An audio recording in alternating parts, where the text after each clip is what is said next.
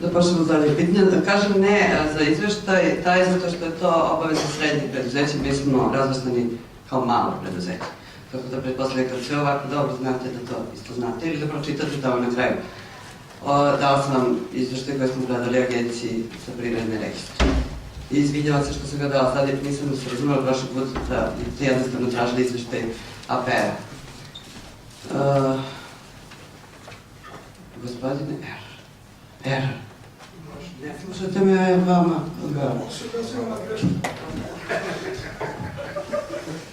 Nažalost, ustanova kulture Vuk Karadžić će se zatvoriti. Tako da ja ne znam da li ima smisla da ja vama obrazlažem ovo što je bilo traženo od mene da dostavim, 6-mesečni izveštaj, da ste tražili 9-mesečni izveštaj, onda bih vam dostavila 9-mesečni izveštaj i vidjeli da će ovih dana biti blokiran račun bilo za osnov poreza za imovinu ili od elektrana za grejanje.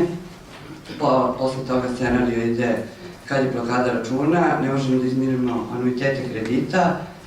Pošto ne možemo da izmirimo anuitete kredita, a ja sam potpisala menice za kredit, onda će meni valjda oduzeti stan, a ne mogu mi to da mi oduzem, pošto mi je stan pod hipotekom, jer sam i stan kupila na kredit, a menice lično potpisala. Posle toga sledi isključenje struje, pošto elektrane neće, ove distribucije neće čekati duže od 2 meseca da im ne platimo struju. Onda sledi zatvaranje pozorišta koje je poluzatvoreno, a i zatvaranje, odnosno prekid ugovora sa zakupcima koji koriste i koji donose toliki prihod. Razlog za to, molim vas, budite onako pošteni i razumite da ovde je godinama nazad zapravo ustanova kulture finansirana manje nego što je to bilo neophodno za njene osnovne troškove. Ne postoji ustanova kulture u Srbiji. Nađite mi, molim vas, i dostavite mi negde nekako njihove finansijske izveštaje, nađite mi jedan finansijski izveštaj jedne ustanove kulture ili mi nađite jedno pozorište u Beogradu sa 2 scene i ovim brojem publike sa budžetom ovolikim koliki smo mi imali ovih godina. To što smo uspevali, a vi ste svedoci toga, da svake godine nadomestimo neki minus, odnosno dugove prema dobavljačima platimo tako što se iz nekog izvora, sad već kako se to zove budžetski, ne znam, ali se ovde uvijek glasalo o tome da se, ne znam, iz zakupa ili ne znam čega, opredeli ovoliko ili onoliko miliona kako bismo mi pokrali ranije dugove, je bilo samo gašenje požara. Rešenje za Vuk je bilo od uvek da se stabilno finansira i to tako što je trebalo da bude indirektni budžetski korisnik, da smo indirektni budžetski korisnik, ko što nismo, a ko što jesu sve ustanove kulture u Beogradu, razlog ne znam, što nismo, pride uopšte nema obaveze, ako smo indirektni korisnici budžeta, nije obavezan taj budžet da nam plati 100% tekućih rashoda i izdataka, nego onoliko koliko se opredeli budžetom. Tada ne bismo imali obavezu poreza na imovinu koja nas je sada zakopala, jer nijedna ustanova kulture koja je indirektni korisnik budžeta ne plaća, odnosno nije obveznik, ne da plaća, nego nije obveznik kao ustanova, nije obveznik poreza na imovinu. Žalili smo se, ne verujem da će to proći kod poreske uprave, tako da ćemo mi to morati platiti, odnosno nećemo moći platiti. Dug prema dobavljačima, neko pitao, da, Đapo se pitao za koliko meseci, pa evo, ja vam mogu reći da je mesečni račun za grejanje oko 410.000, a da je trenutni dug, pošto u odnosu na ove izveštaja ću vam danas govoriti da je dug ustanove kulture oko 2 miliona. Pride su nas oni tužili za 1.100.000, što ću reći za neka 3 meseca, a onda i za 2 meseca neplaćenih računa. Odgovor vama za Delta Generali i Sala osiguranje. Ova dugovanja su iz 2011. i 2012. Nisu nas tužili, ja se iskreno nadam da i neće i da ćemo možda sa njima uspjeti da postignemo neki dogovor o kompenzaciji ovog duga u smislu da oni koriste salu kada je potrebno za neke promocije, jer je sa Delta Generali u nekom delu takav i tada 2011. ugovor bio potpisan, inače se ugovor odnosi na osiguranje imovine.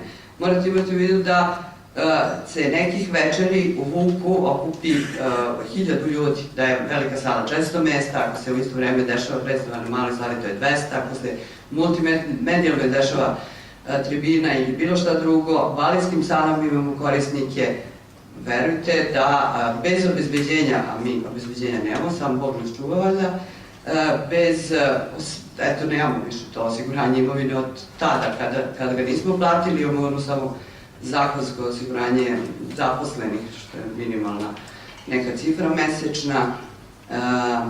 Naravno, i prošli put je Error pominjao MOPEX, ili mene ne interesuje kako se zove, da se zove MOPEX ili BOPEX, ali čišćenje prostora je neophodno. 3600 kvadrata, evo neka mi neko od vas kaže kada svoj stan od 60 kvadrata treba da čisti, koliko puta ga čisti, a kroz taj stan prolazi, ne znam, 4 ili 6 ili 2 ljudi. Kroz Vuk prođe mesečno 1000 ljudi. Mirovanje tada je sada u statusu raskid ugovora.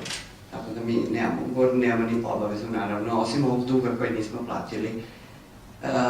Tužno i ružno i strašno što od oktobra prošle godine mi upućujemo gradu, opštini, a opština gradu, obzirom da opština ne može da poveća svoj budžet, on nije, ne znam, žvakao kada se rastegne.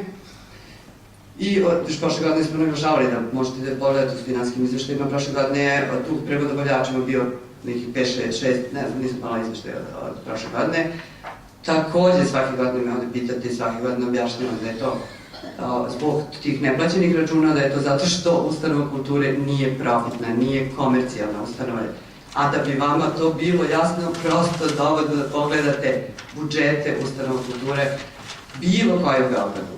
Nažalost, ja nemam način da potražim od njih te izveštaje kao direktor, pa mi je jako žao što ne mogu da vidim neku ustanovu kulturu u Beogradu. Ono što sam mogla da vidim, to je pozorište Boško Buha, koje je negde po gabaritu zgrade sličnom našem, čak i manja površina zgrade, isto se nalazi u centru grada, isto ima 2 scene, isti broj programa mesečno.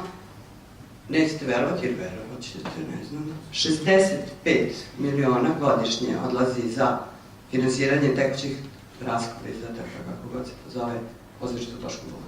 Nama za 6,5 godina iz budžeta, kako god sam zvao grada, opštine, ne interesuje me, je stiglo oko 80 miliona. Sve tokove, sve uplate možete pogledati, evo, nakon završetka ove sedmice dođete u kancelariju, nas je tamo sada 10, ovde je bilo 12, još 2 ljudi odlazi i za vašu informaciju od juna meseca ustanova kulture ne prima, odnosno zaposleni kao ni ja, ne primamo platu i to je naš način da se borimo da platimo makar nešto od struje, da nam ne isključe struju, kako bismo bar neki zakup imali, a to je tih 670.000 koliko imamo od ova 4 zakupca koji figuriraju u Vuku, 677.000 iz opštine, po onom ugovoru o godišnjem finansiranju, a vi izračunajte, pogledajte broj zaposlenih u drugim ustanovama i onda me pitajte bilo šta. Hvala.